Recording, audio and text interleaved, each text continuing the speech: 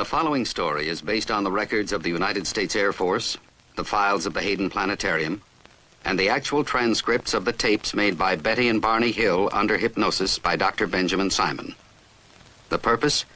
To penetrate an extraordinary case of double amnesia precipitated by their claimed sighting of a UFO in 1961.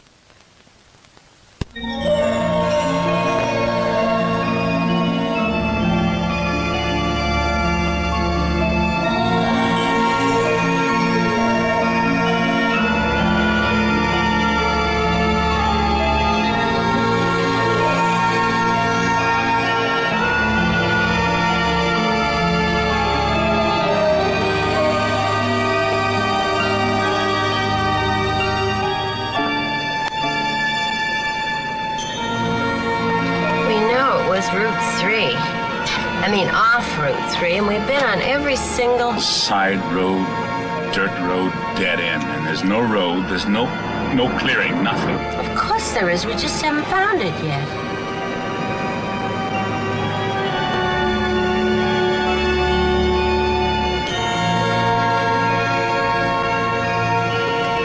Left or right? I don't know, let's try right.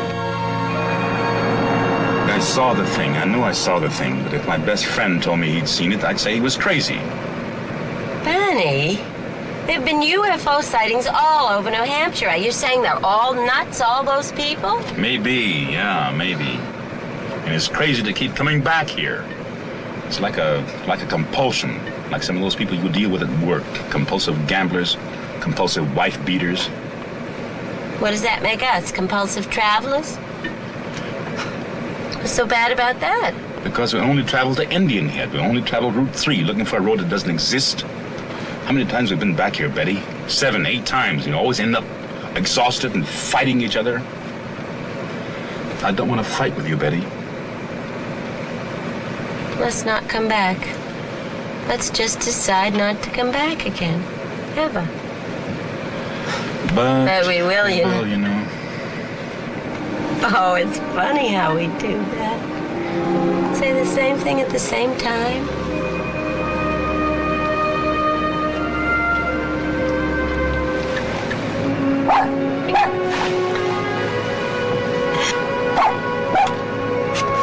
Just a little tolerance, that's all I ask.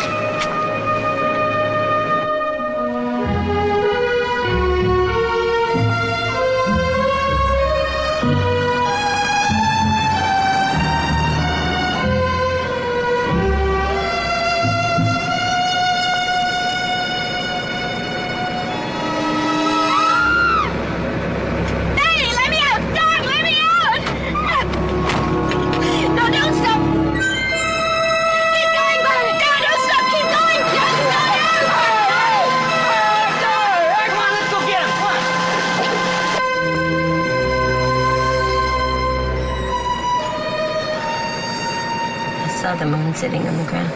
That was a dream, Betty. Men in the road, I saw the men in the road. And then I saw the moon sitting on the ground. Dreams are dreams and reality is reality. We almost smashed up this car because you had a dream. Don't do that, Barney. Please. Don't shut me out. Talk to me. Tell me what you feel. I feel that your dreams are dreams, and that reality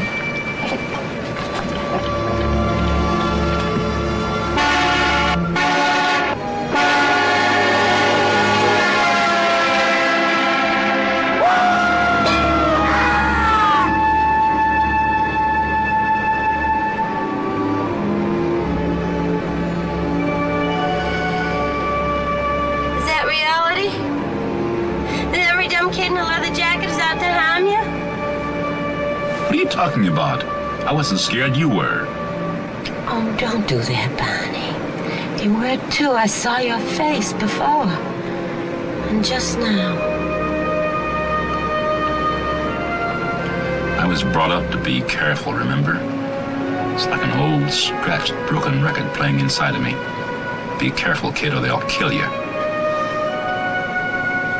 Sparing me wasn't being very careful, was it?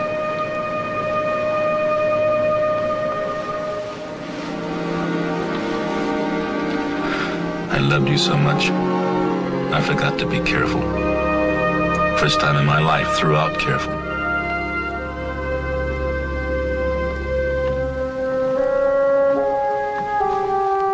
Barney, what are we gonna do?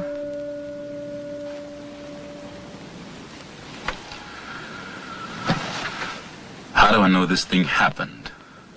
How do I know I wasn't just seeing things? I'm in this terrible position where I know it happened, but I can't get myself to believe it. And it's bugging me so much that my ulcers are kicking up again. Just when they were getting better. It's worse than that. I'm trying to minimize. I was out of work for 6 months on disability. The doctor said I was suffering from the complete physical exhaustion, anxiety. And Betty was having those nightmares, sudden fears out of nowhere. Things that are really not like Betty. She's so calm. And it's been almost 2 years since the experience? Yes. I keep trying to remember what happened, where we were. There's a whole area that's lost. 36 miles in there. Between the time we saw the UFO or whatever and when we heard the beeps. Now, Concord's about where you heard the beeps.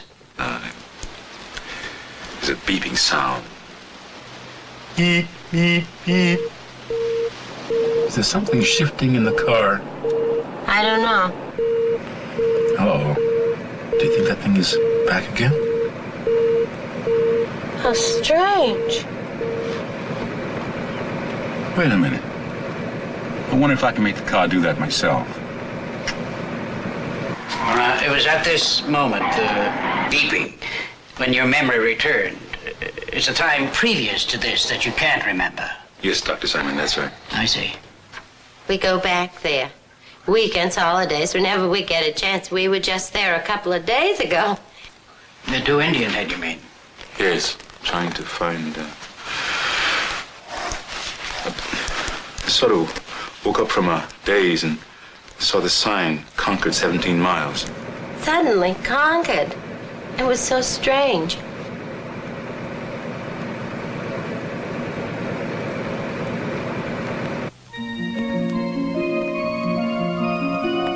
Barney and Betty Hill began general history of their anxiety problems and amnesia, highlighted by their claimed sighting of a UFO at Indian Head 2 years ago. The Hills' clearest memory is their return home from the UFO sighting experience. Treatment is to be centered on their anxiety reaction with their apparent amnesia. Unidentified flying object, secondary matter. Major job is to determine treatment of patients in overcoming this unique case of double amnesia, most probably by means of hypnosis.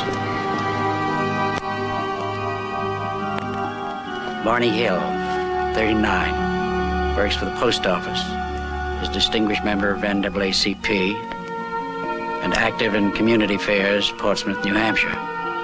Well-read, educated, IQ of 140. Previously married, 2 children. Suffers deep guilt about leaving marriage and children, but sees them as often as he can. Also suffers from childhood of racial strife.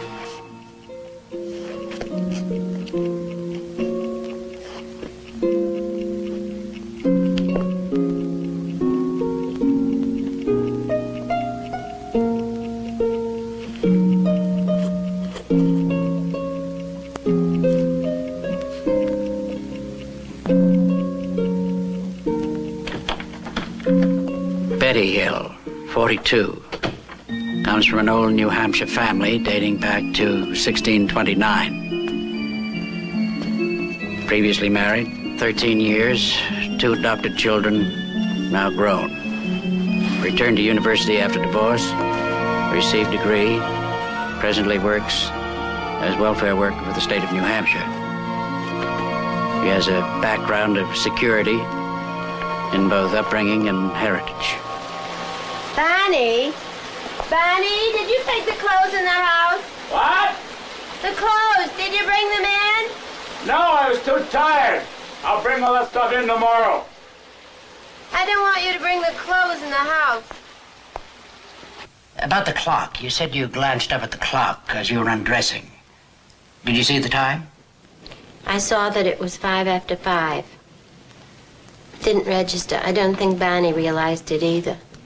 Neither one of us realized till months later that it was that late.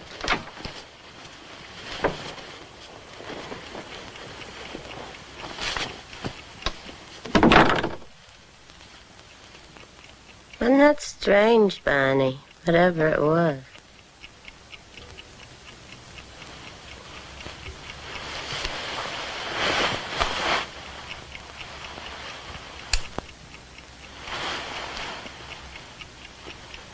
Tops of my shoes are scuffed. What?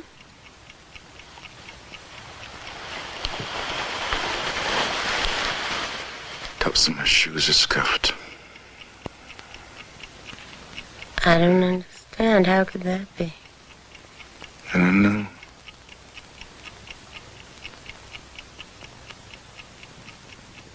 Now, Mr. Hill, when you woke up the next morning, did you experience any particular discomfort on your groin? No. It was there. I could, just had a feeling. But there was no pain or anything. Well, how much later was it that the warts appeared? Oh. 2 months, I guess, before they actually appeared. Before I actually saw them. Because I had a feeling before they actually appeared. So you went to the doctor and he diagnosed it, and by means of electrolysis, he was able to get rid of them. Yes, sir. And you haven't been in trouble with them since? No, I haven't. I see. Please, continue.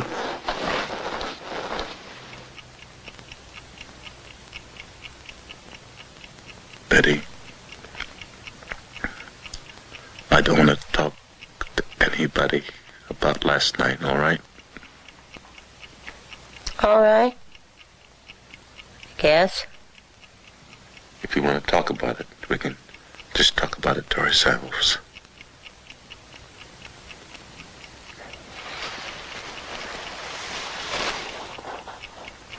But we can't just not talk about it, you know.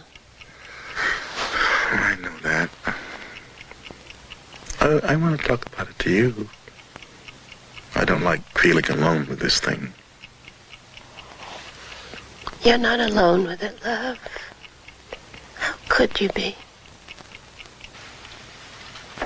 We wondered about it, and we talked about it, and then I asked Bonnie if he thought we could draw what we saw. And he didn't want to do that. But Betty found a way to talk me into it. Well, I'm good at that. And then when the drawings were identical, well, Bonnie thought they were only similar. I wanted to call my sister, and Bonnie didn't want me to do that. He got angry. And then when she wanted me to check for radiation, Bonnie got really upset. Where's the compass? Where's the compass? I don't know what you're talking about, Betty. The compass, where's the compass? I don't know where it is. How am I supposed to know where the compass is? Come on, Bonnie, you're a big help. It's in the drawer where it always is. Why don't you look before you ask? It's always there in the same place. Betty, listen. I think you're getting too excited about all this, and I think you better calm down. I think we just better forget about all this. Bonnie, would you please come outside and look at the back of the car and see what happens to this compass? Janet says a compass works like a Geiger counter. And if the car has any radiation... Oh, Betty, it's all so ridiculous. A car is made out of metal, and any metal would attract a compass. The compass just went crazy. Near the trunk, the spare tire. Not near the battery, or where you'd expect it to. And there were these strange, shiny spots on the back of the car. I finally got Bonnie to come out and look at them. I figured if I humored her and looked, she'd calm down. Well, did the spots stay on the car? No, they disappeared. They didn't disappear. At least not right away. What happened is that when I had the car washed, they stayed. All right. Now, let's go on. Janet, it went crazy. Yes, the compass, and there were strange spots on the back of the car.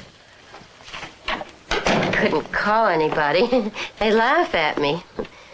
No, I'd be embarrassed, and Bonnie and I decided not to tell anyone, not anyone else. Were you able to deal with that, to live with that? Yes. Well, yes and no. You see, so much of our life was so happy. We'd only been married about a year, and so many things were new, especially for Bonnie. Why especially for Barney? Well, the only change in my life was that I was married to Bonnie. I lived in the house where I'd lived for years. I had the same job and the same friends. But for Bonnie, everything was different. He lived in Philadelphia in what was really an all-black society. And here in Portsmouth, it's pretty much an all-white society. It wasn't just a new marriage for Bonnie. It was a whole new life and new friends. Bonnie makes friends so easily. Our best friends then were Jack and Lisa McCraney. Jack's a lieutenant colonel at the Pease Air Force Base, and he and Bonnie just hit it off. I knew Bonnie wanted to tell Jack about what we saw. And he kept putting it off. But I finally came out with it. The sighting, if it was a sighting, was still gnawing away at me. The sighting itself? No. Whether or not there was a sighting, and whether or not we were seeing things. And Jack just confirmed my suspicion. He said in so many words that anyone that said they saw a UFO was nuts. And that only made things worse, you know. They were our best friends. They were around all the time. We could talk to them about anything at all, except UFOs. That subject was just plain taboo. And those terrible dreams were starting. Had you told Barney about your dreams yet? I'd mentioned them. He had so little time. Barney was working nights in Boston. 60-mile drive back and forth. We were, except for weekends, we were sort of passing in the hallway. It's the moon, you idiot. What are you barking at the moon for? Yes, well, I imagine they were long nights for you. Hard on you. Very long. I keep saying this, though, you know, that we were having so much fun. Barney had joined the Toastmasters because he thought he couldn't speak in public. And he found out he could. Then he found out he could make people laugh. The house was filling up with old joke books and old routines on records. And he'd spring them at the worst possible moments. Not so fast, Rodriguez.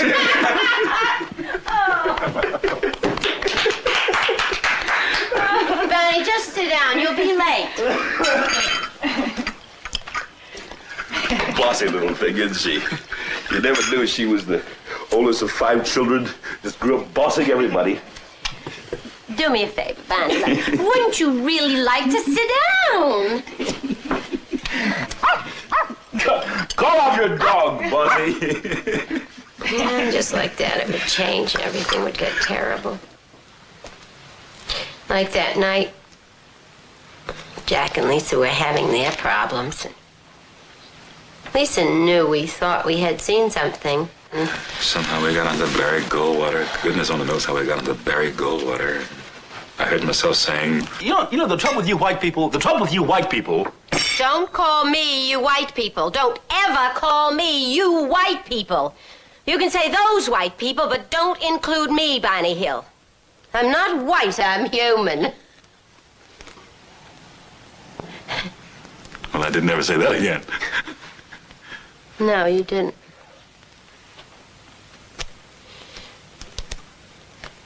And then they were getting ready to leave, Barney, too, because he had to be at the post office by 9.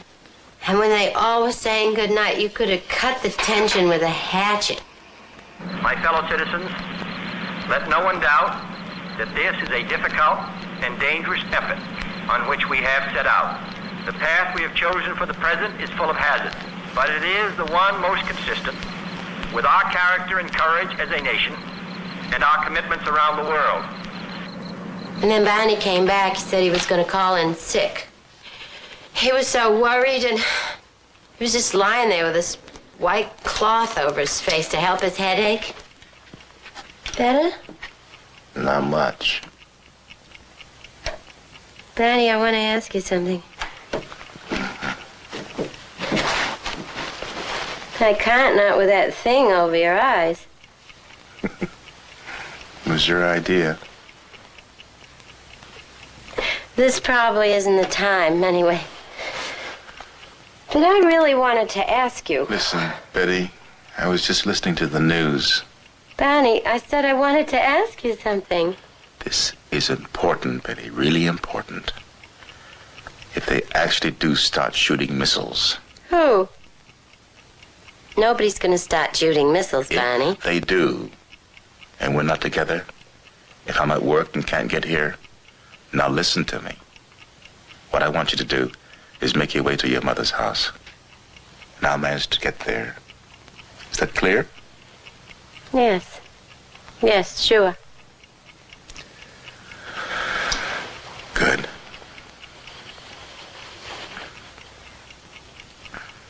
Barney, what I wanted to ask you before was how come we can talk about this UFO business together and wonder what it was together? But with Janet, with Jack, it was a plane, period. With you, I can look like a fool. But with my friends, I can't afford to look like a fool. I got to hate that washcloth. More and more, he'd just lie there with it over his face. Just kept calling in sick. Well, I was sick. The ulcers, the headaches, and I was worrying. I mean, I've always been a worrier, but this is really getting out of proportion. Worrying about things that I didn't have any control over. I really thought we were going to be attacked. By whom? I don't know. Well, I thought Russia, but I don't know. And were the nightmares continuing, Betty? Yes, on and on. I started writing them down. I'd get up in the middle of the night and write till I was exhausted. I had done that before. When things upset me, I would write them down. It would help. You still have a copy of those dreams? Yes, I stuck them away somewhere. You know, that's funny. I'd forgotten I wrote them down. Because I'd like a copy of them, if you don't mind. Oh, sure. I'll look for them. And it was about this time, Barney, that you went to see the doctor, and he suggested that you take a rest, take a sick leave. Yes, it was about this time. So, I just started staying home, trying to relax, work in the garden, read, stuff like that. The kids came more often. You know. I could see them more often. They really liked Betty. I mean, they got along well with her. They really loved her. Because I used to tease her. I told her that it was her cooking they loved. But, mainly I was just lying around and reading UFO books.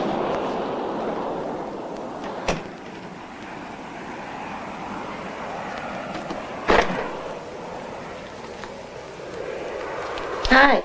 Hi.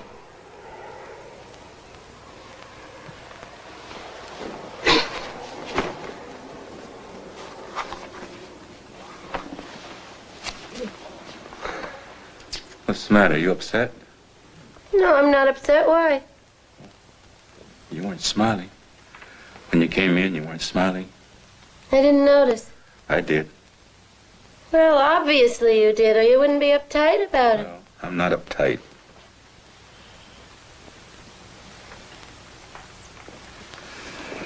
Sorry about that. I'm uptight. What about? Well, if I knew. If I knew, I wouldn't be lying around this house all day, would I? Wouldn't be reading these stupid books. My eyes are falling out. Until. What?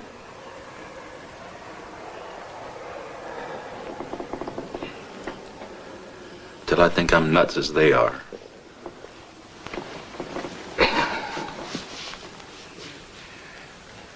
When I asked you to marry me, you said you wanted a psychiatric evaluation. But don't laugh, you may have been right. Oh, what do you mean? I mean that your instincts may have been right.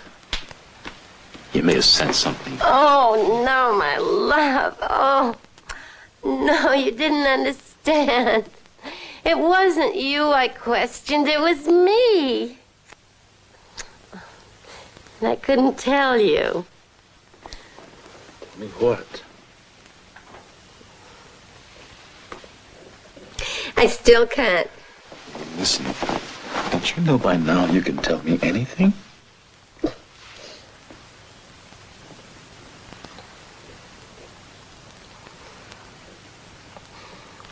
I'm not pretty. Who says? Nobody. It's something I know. Something I've always known. I'm not pretty. And that's nonsense. And what's it got to do with a psychiatric evaluation of me? Oh, you don't understand. I was afraid you thought you loved me. You thought I was pretty because I was white.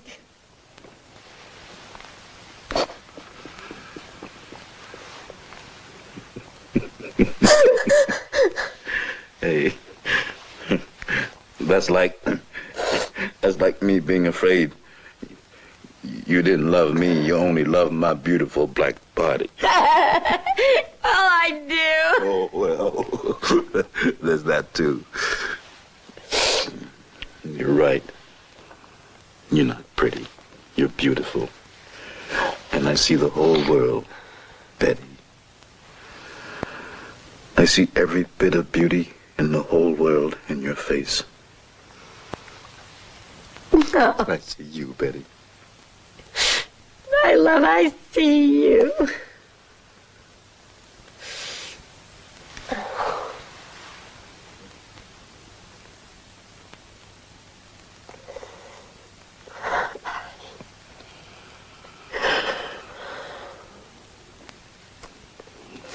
This is the way it should be. This is the way it was. That we had to report it. She cried. That's really what did it.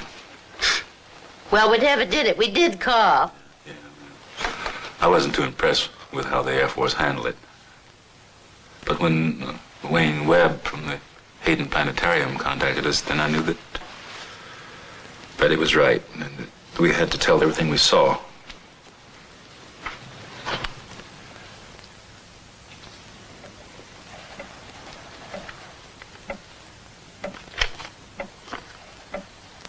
No need for you to be concerned.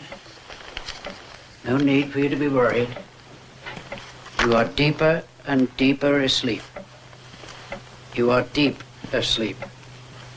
You will remember everything, and you will tell me everything. It is now September 19th, 1961. You will remember everything, and it won't trouble you. Your memory is sharp now.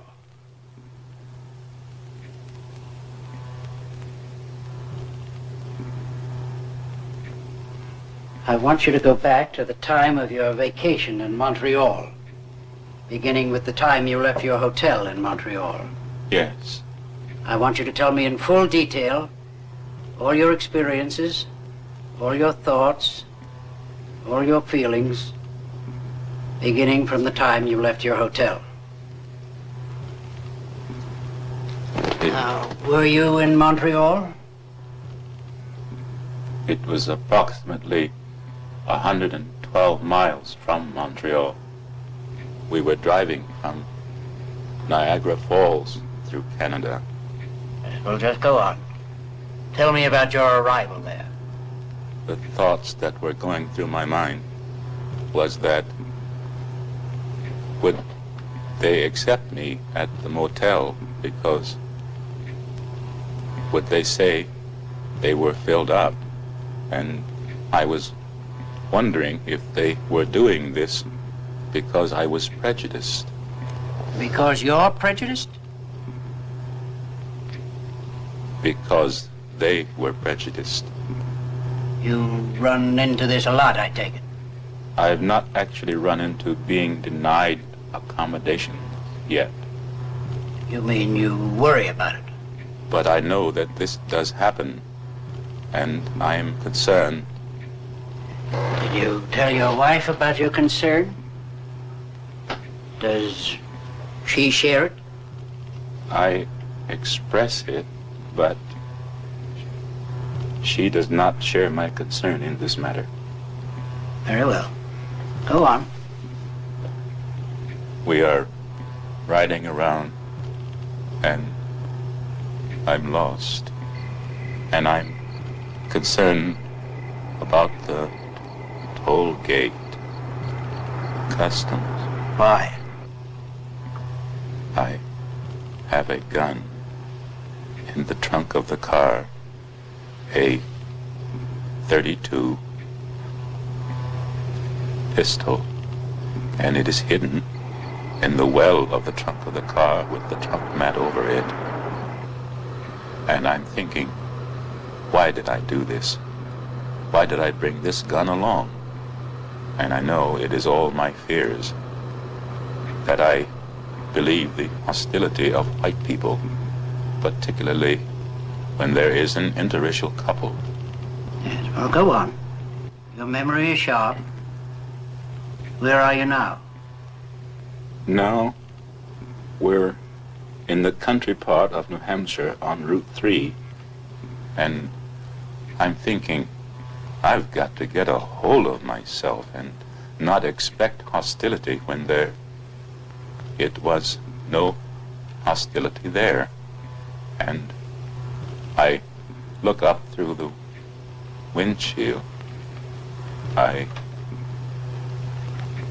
look up through the windshield of the car where Betty saw a star. Oh, that's funny. But I said, Betty, that is not a star, it's a satellite.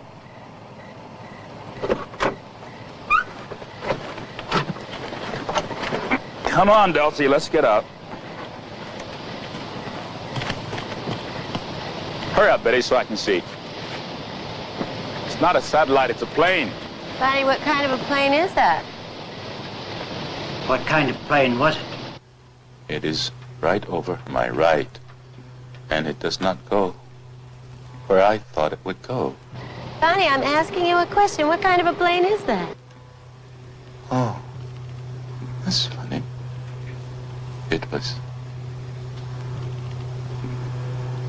was funny.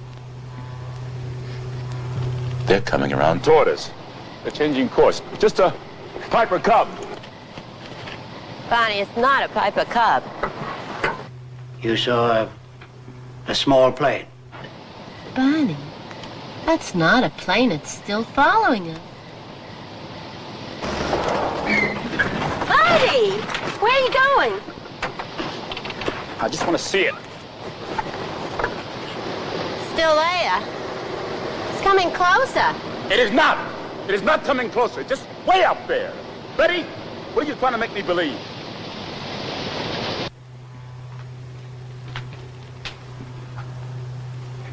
All right. We'll stop here for now. Just relax. Be comfortable. Until you hear me speak again, you won't hear any sound here. Just rest and be comfortable.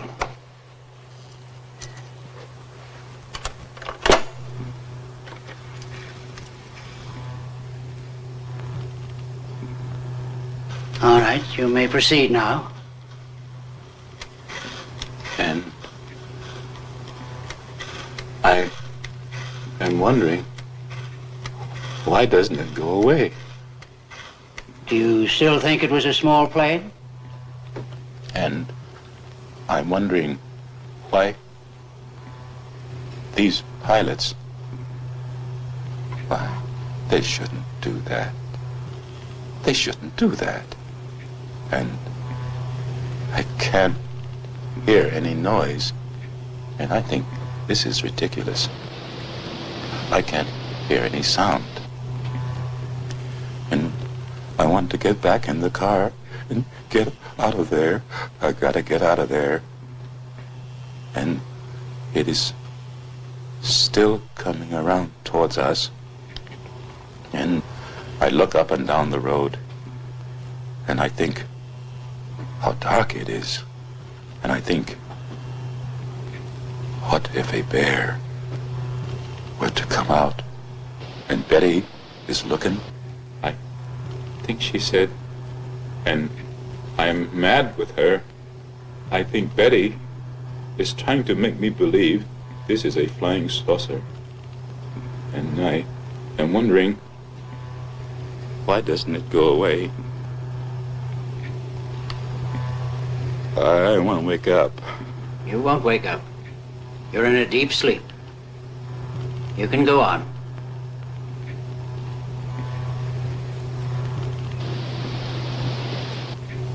It's right over my right.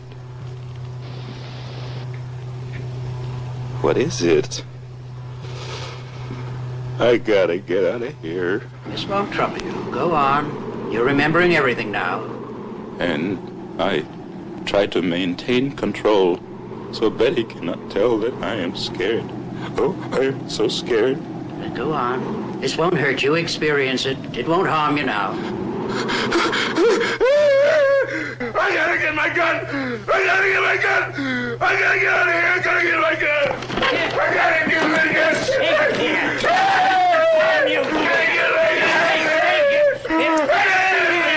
Nothing can harm you here.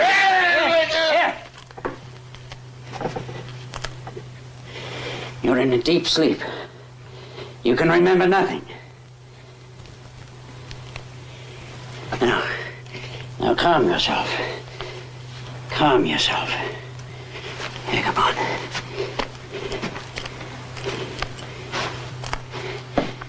Now come on back. And sit down.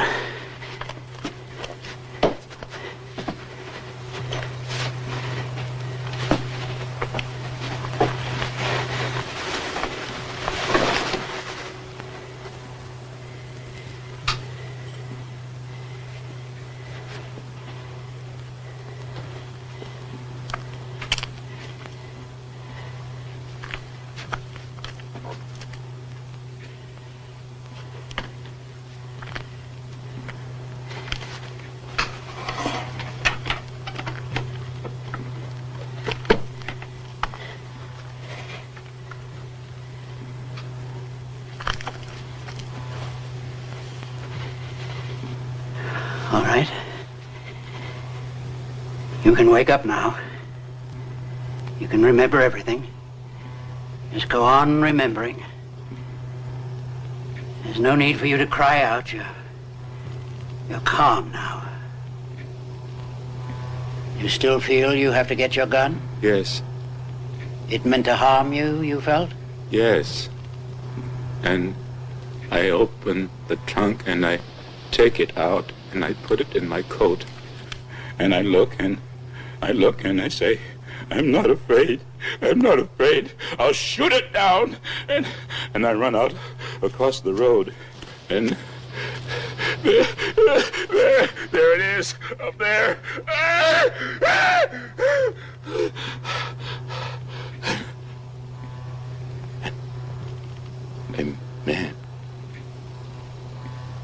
A man? Is he a captain? What is he? And he's looking at me, and I say, no, I have to shake my head. This isn't true. This can't be true. And it's still there. And I look up and down the road, and I think, can't somebody come along and tell me that this isn't there? It's there. Are you sure it's there? Yeah. You're not having a dream? And I touch my right arm. It's not my right, it's my left arm. And it's there. If I let my binoculars fall and dangle, maybe it won't be there.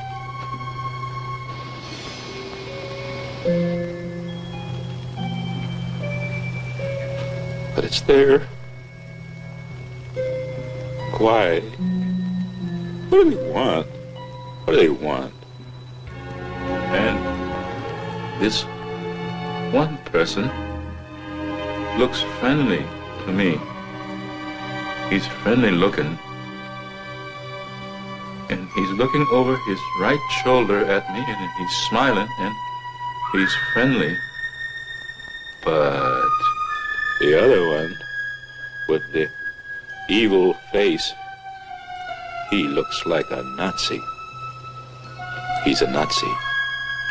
Did he have on a uniform? Yes. Did they have faces like other people? His eyes are slanted. Oh. His eyes are slanted. Oh. I feel like a rabbit. What do you mean by that? When I was hunting for rabbits in Virginia, this cute little bunny went into a bush that wasn't very thick, and my cousin Marge was on one side of the bush, and I was on the other with a hat, and this poor little bunny thought he was safe, and it tickled me because he was just hiding behind this little stalk that meant security for him. And I pounced on him and threw my hat on him and captured the poor little bunny that thought he was safe.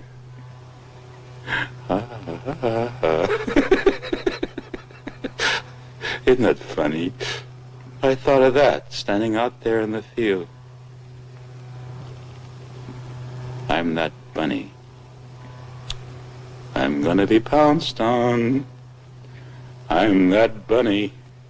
This creature is trying to tell me something. I can see it in his face. Are its lips moving? No. His lips aren't moving. But he's looking at me and he's saying to me, don't be afraid. Did you hear him tell you this? No.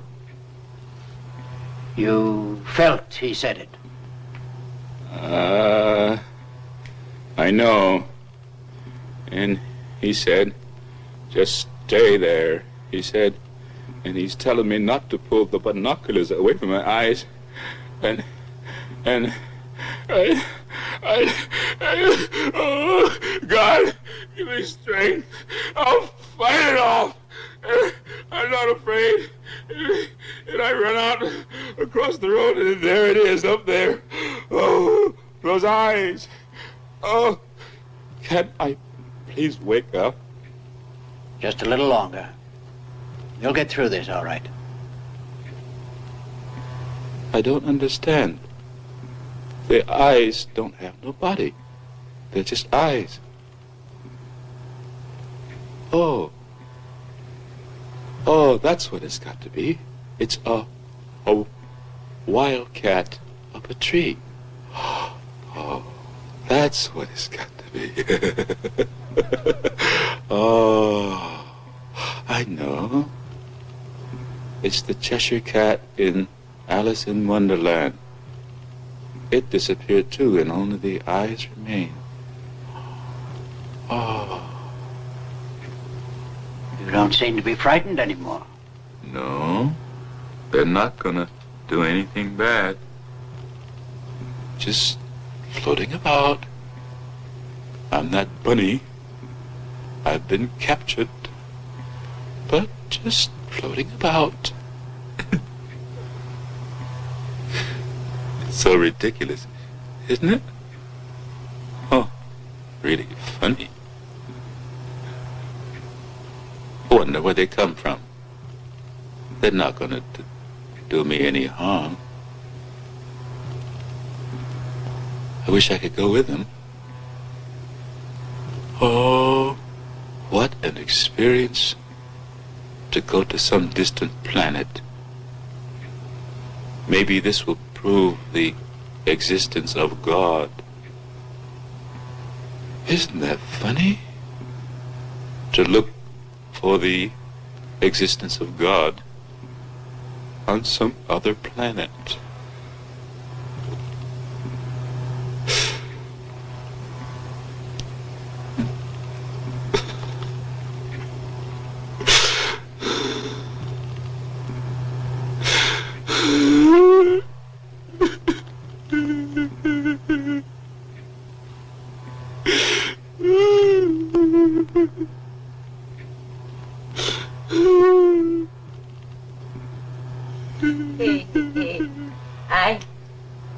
I don't know if he was laughing or crying, but he said to me they were going to capture us. They're gonna capture us.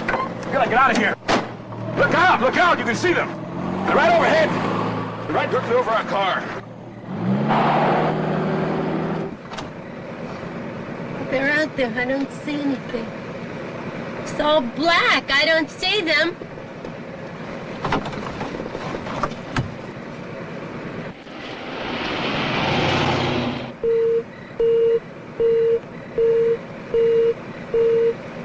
What's that? What's that noise? I don't know. Now, just a moment. This was the first series of beeps, when your amnesia begins. I don't want to. There was the second series of beeps, when your memory returned. I don't know. Well, you will remember, clearly. But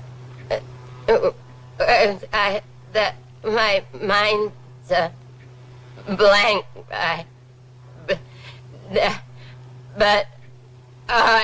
I could not.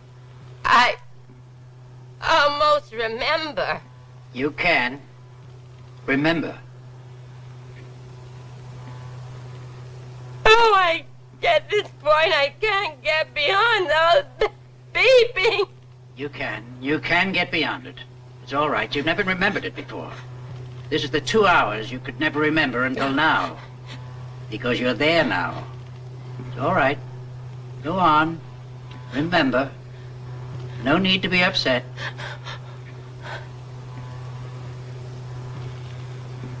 I'm not supposed to. Not supposed to? Who told you you're not supposed to? They did. All right. You're calm. Calm.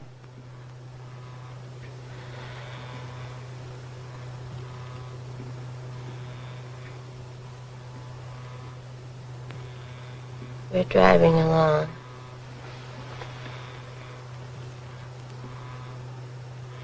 I don't know where we are. I don't even know how we got here. Barney and I, we were driving. I don't know how long. I don't know how long.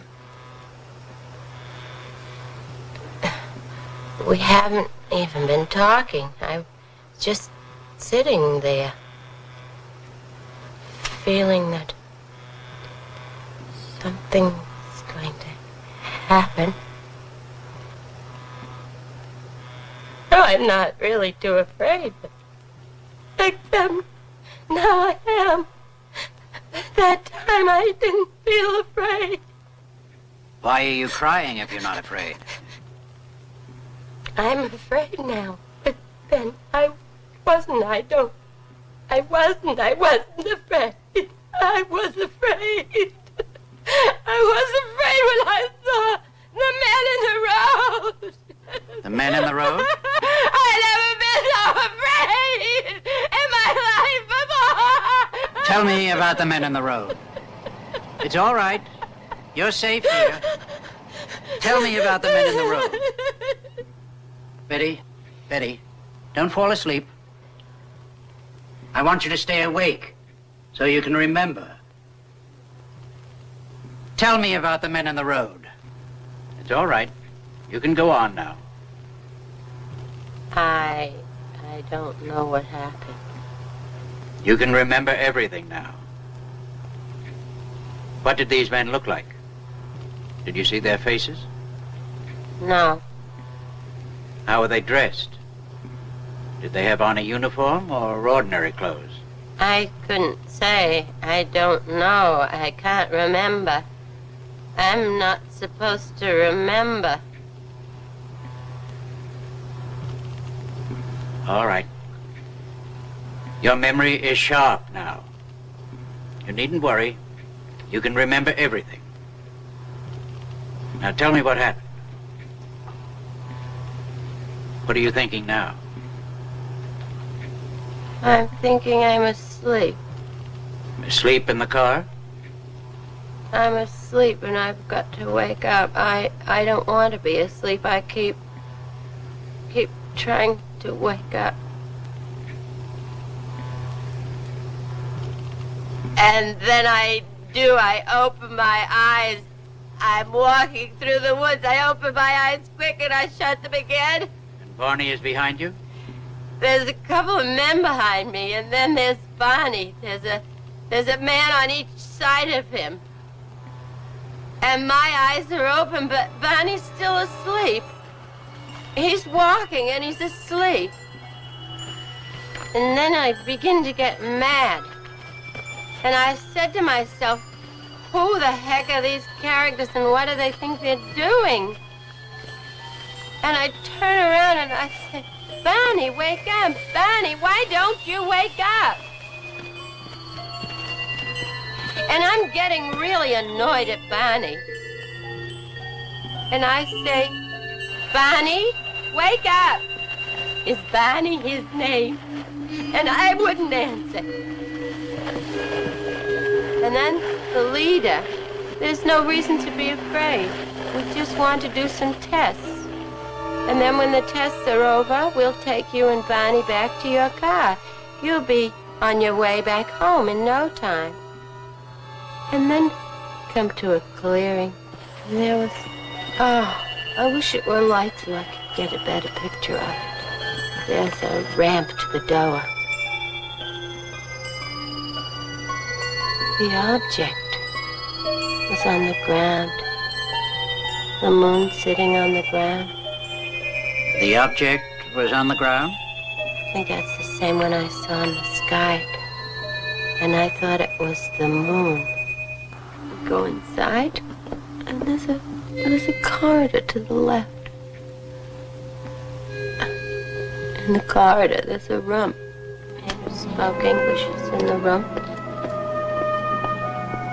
And then another man comes in. I haven't seen him before. I think he's the doctor. And they both look through this machine here and here. What do you think they were doing? I have an idea. They're taking a picture of my skin. They're doing all kinds of things.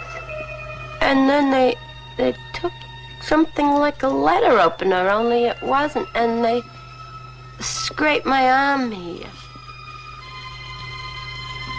And then they put the little skin scraping in a piece of cellophane or plastic, something like that. And then they feel my hair at the back of my neck and take a couple of strands and pull it out and The examiner tells me to take my dress off before I even have a chance to stand up to do it.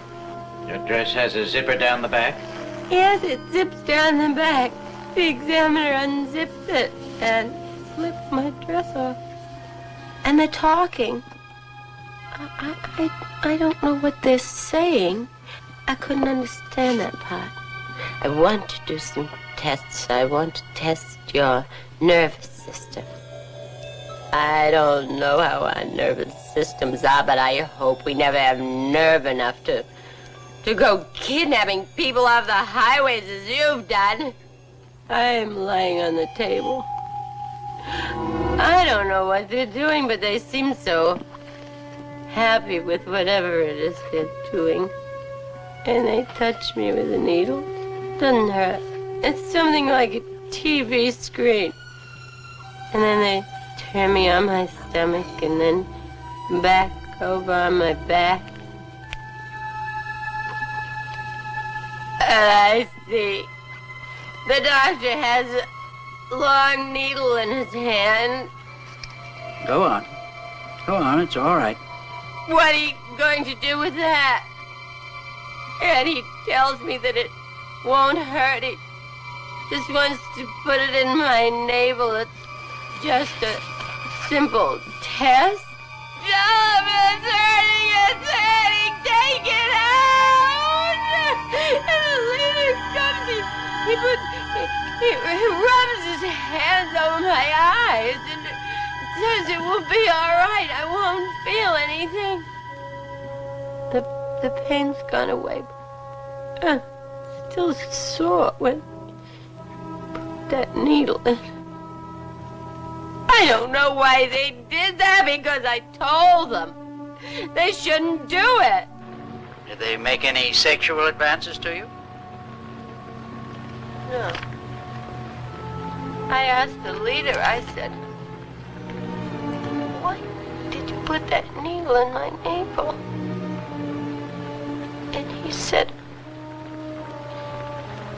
it was a pregnancy test.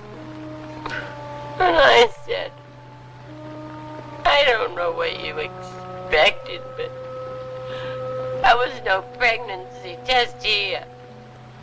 When you had all of these experiences with your dreams, why would you have dreamed all these things? The dreams were the same as the experiences that you felt you had? I figured that in my dreams I remembered what actually happened.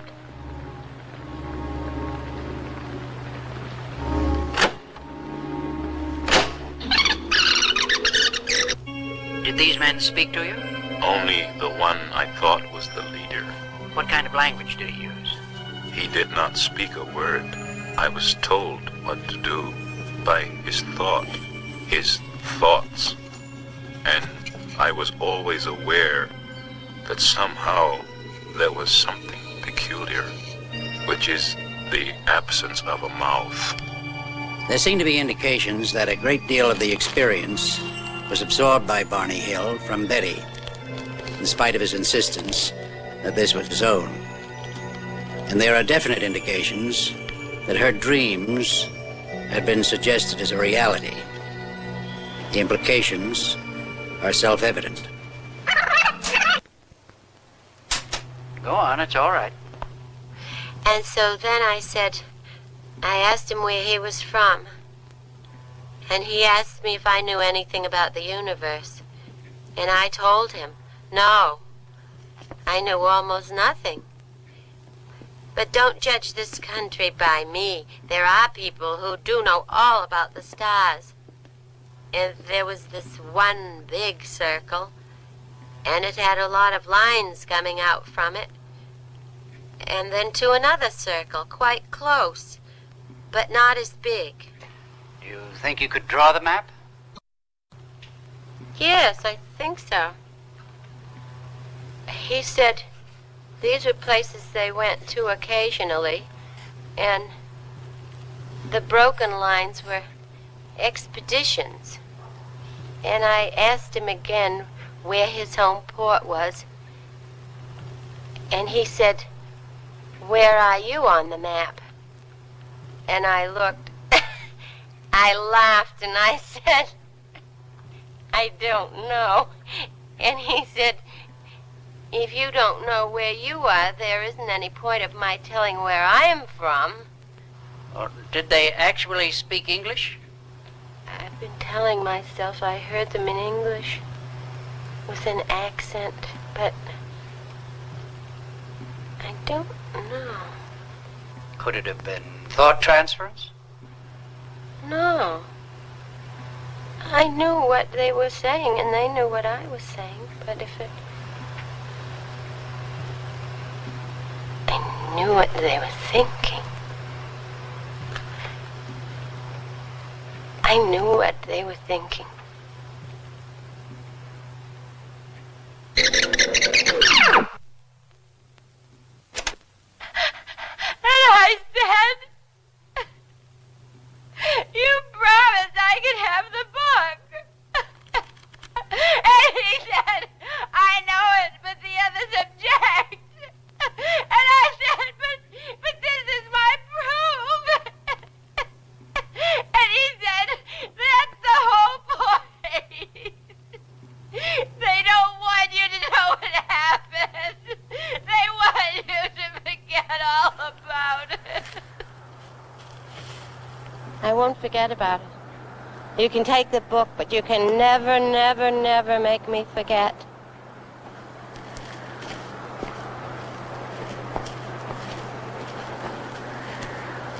I'll remember if it's the last thing I do.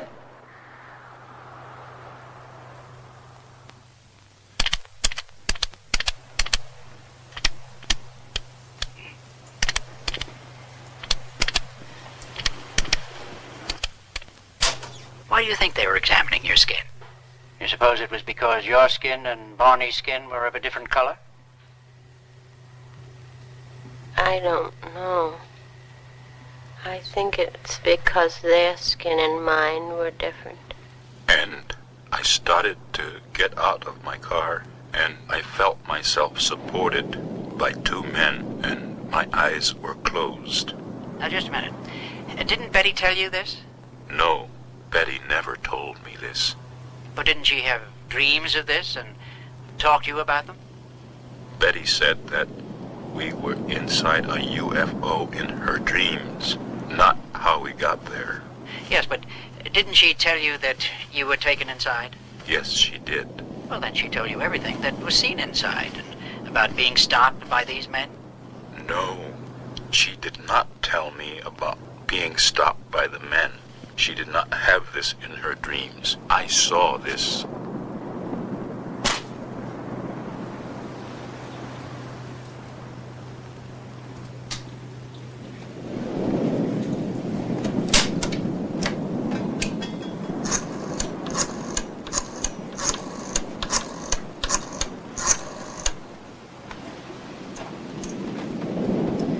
General Davidson, please.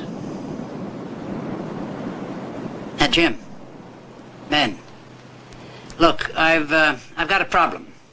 As I see it, there are four possibilities. One, they're lying. I can discount that because they're honest people, high integrity. Two, it was a case of dual hallucination.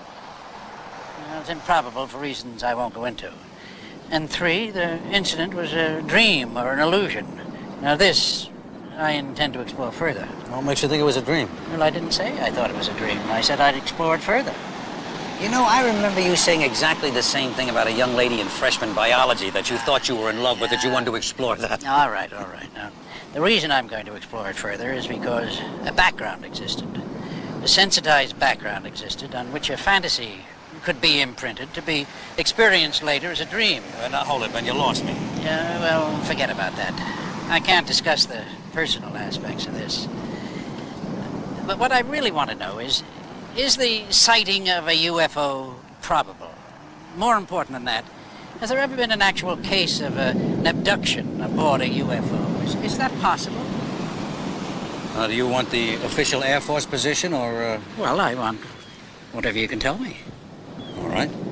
The official position is, we don't know. Well, you think you could take that a step further? Yeah, but not too much.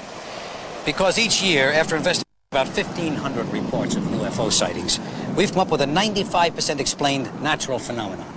I mean, balloons and things. Balloons, weather inversions, kooks, and 5% unexplained. Now, that unexplained is never denied. We just file it under the heading of insufficient data. But Ben, as a friend, I tell you, I wonder about that 5%. There are just too many reports, good people, sound people, and we can't seem to find any answers that make any sense. So as for the sightings, yeah, I really wonder about them. But for an actual abduction, now that I never heard of. And offhand, I'd say that it's Extremely unlikely. No, I'm not saying that. What I'm saying is, I think a sighting is possible. But an abduction? Ben, I'd have to have an awful lot of proof, an awful lot of facts. So you're saying that without the facts, you'd consider it highly improbable, even impossible? Yeah, Ben, that's what I'm saying.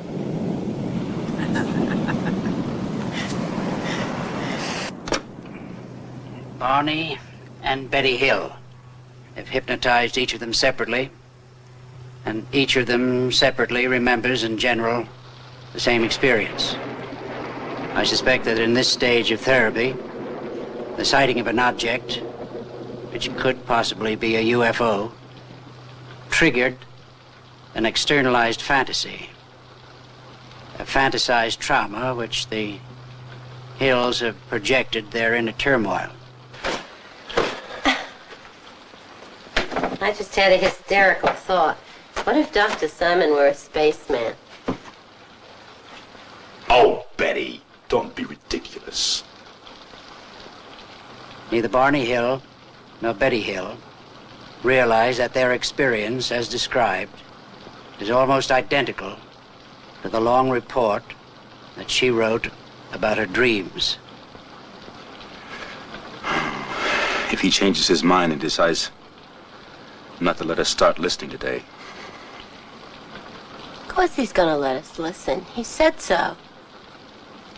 Oh, Barney, don't be ridiculous.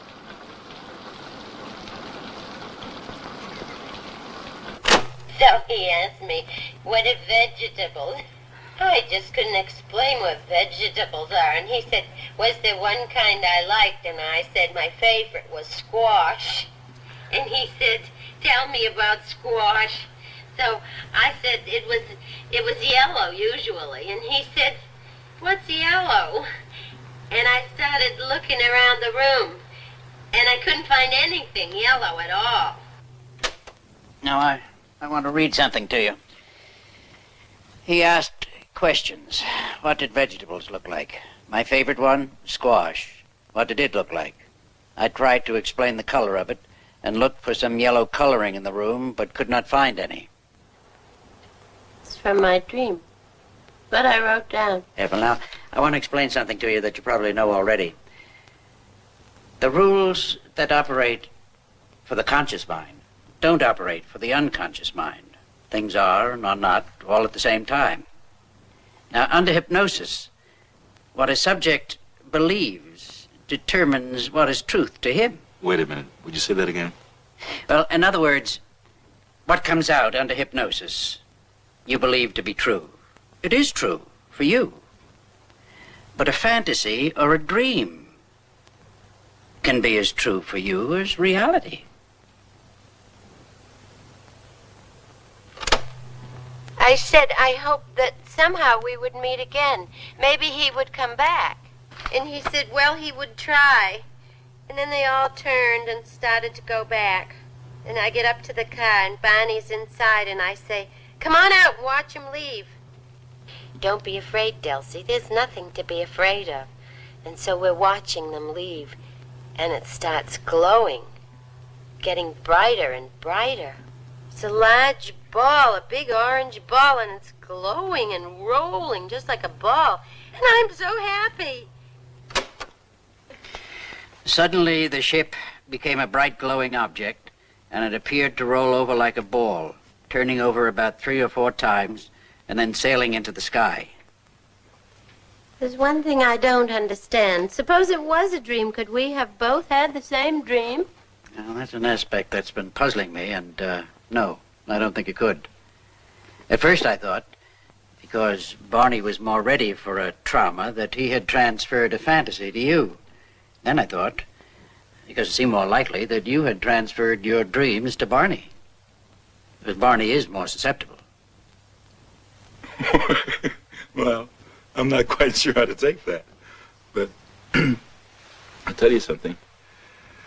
I don't really care if it's a dream or real, because the longer these tapes play and the more we listen to them, deeper and deeper we get into it, I feel as though something is being lifted off my shoulders. And it's better than suffering with it, you know. All those anxieties and wondering. That's the whole point. The point is to relieve the anxieties. And how do you feel now, Betty? I feel fine. I guess it was just the fear of the unknown had me so scared. And I don't want to be operated on. You don't want to be operated on. What makes you think of an operation? Oh, I just remembered something. I don't know if I went into this detail or not when I was hypnotized. What detail? Well, as I was listening to myself... Oh, I don't know. Maybe it's just psychological. I don't want to hear any more of that for a while. What detail? As I was listening to myself, I remembered what they examined my drawing with. It was a circular instrument, and they pressed down with it. You know that small ring of warts that developed in an almost geometrically perfect circle around my groin? Since the therapy began, it's become a little painful and inflamed around the whole area. And I was wondering, those warts originally appeared way back in 1962 when I had no conscious memory of the events aboard the craft, right? Now here it is, 1964, and they get inflamed. How's that possible? I don't know. It may still be part of a shared fantasy. But I just don't know.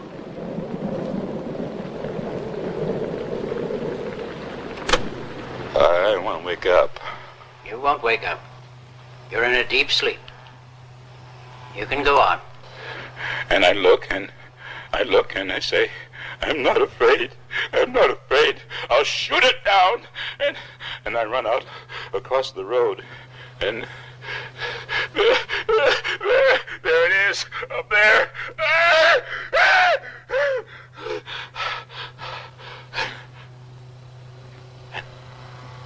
And man, and oh, God, give me strength. I'll fight it off. I'm not afraid. And I run out across the road, and there it is, up there. Oh, those eyes. Oh, can't I please wake up? Go on. This won't hurt you. Experience it. It won't harm you now. I gotta get my gun. I gotta get my Turn it off? No. I gotta get out of here. I gotta get my gun. I gotta get my gun. I don't like them putting their hands on me. I don't like them touching me. It's all right, Barney. Just be calm. It's all right.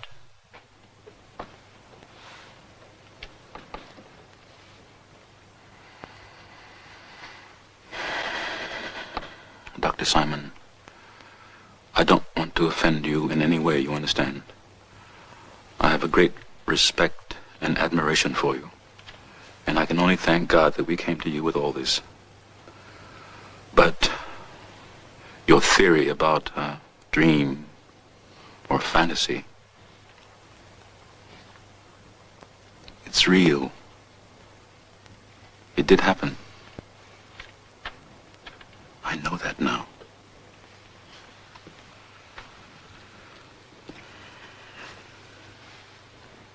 I know it.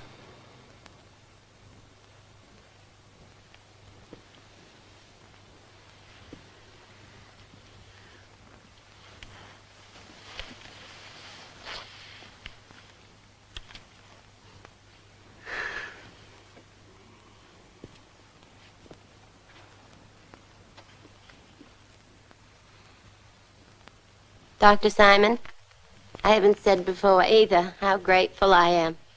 I just want to say, too, thank God we came to you with all this. Well, thank you, Betty and Barney. Thank you both.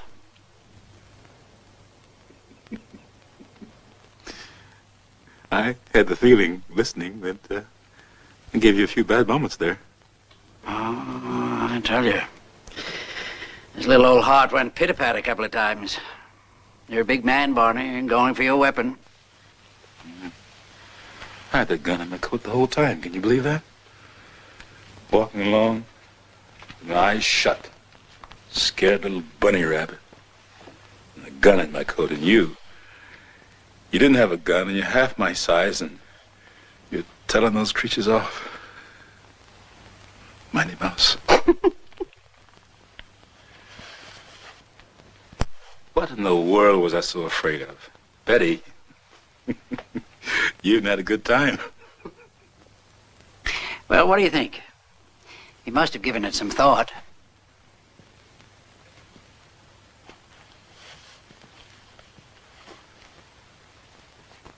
The bunny. Capture. Bondage. Of any kind. Yeah.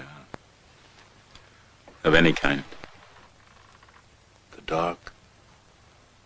The dark? Well, that's all I did, you know. The child is frightened of his dark bedroom. You lead him slowly, gently into that dark, frightening room. Let him touch all the corners, all the objects that seem like monsters, until he knows that those corners are just corners. The monsters are just chairs and lamps. Dark bedroom, spaceship, or the mind. Hey, listen. The next time we go in the dark together, will you please, for Pete's sake, tell me to keep my eyes open? I did. You didn't listen. I will. Next time I will. With active treatment discontinued, Barney and Betty Hill settled down to their routine life. Betty Hill's schedule as a social worker for the state of New Hampshire was both demanding and rewarding.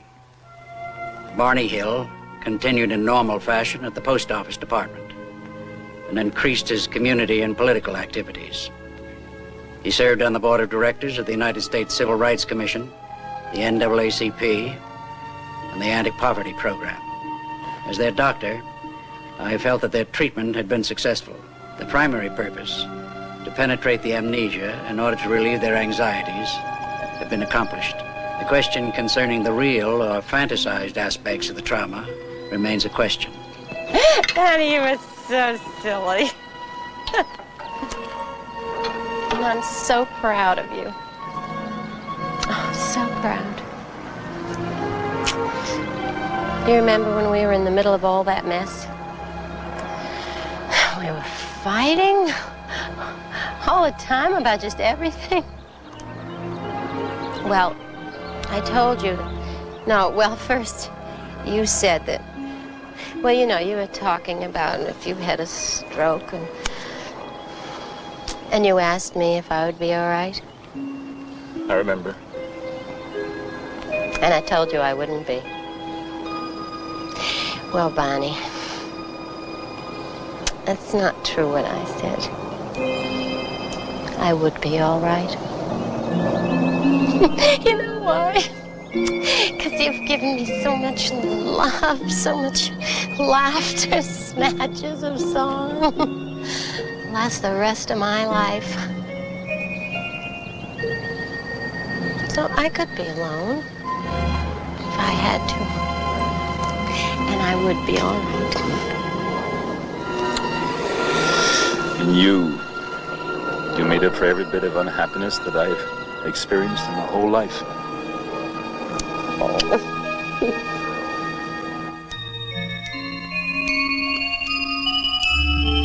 In 1963, under hypnotic suggestion, Betty Hill drew from memory the map shown to her aboard the spacecraft. Astronomers became fascinated, for what if the map corresponded to a pattern of real stars from an alien viewpoint? Astronomers reasoned that the majority of star systems likely to have life-supporting planets were located in the obscure southern constellation of Reticulum. Yet 3 stars in the cluster were unknown until 1969. No astronomer on Earth knew their position in 1963. But that same year, Betty Hill drew a map which contained these undiscovered stars. Astronomers at Ohio State University requested a computer to put them in their correct position out beyond the incredible double star system of Zeta Reticuli 1 and Zeta Reticuli 2, 220 trillion miles, 37 light years away from Earth, looking toward our sun. And the computer duplicated with virtually no variation the now famous map of Betty Hill.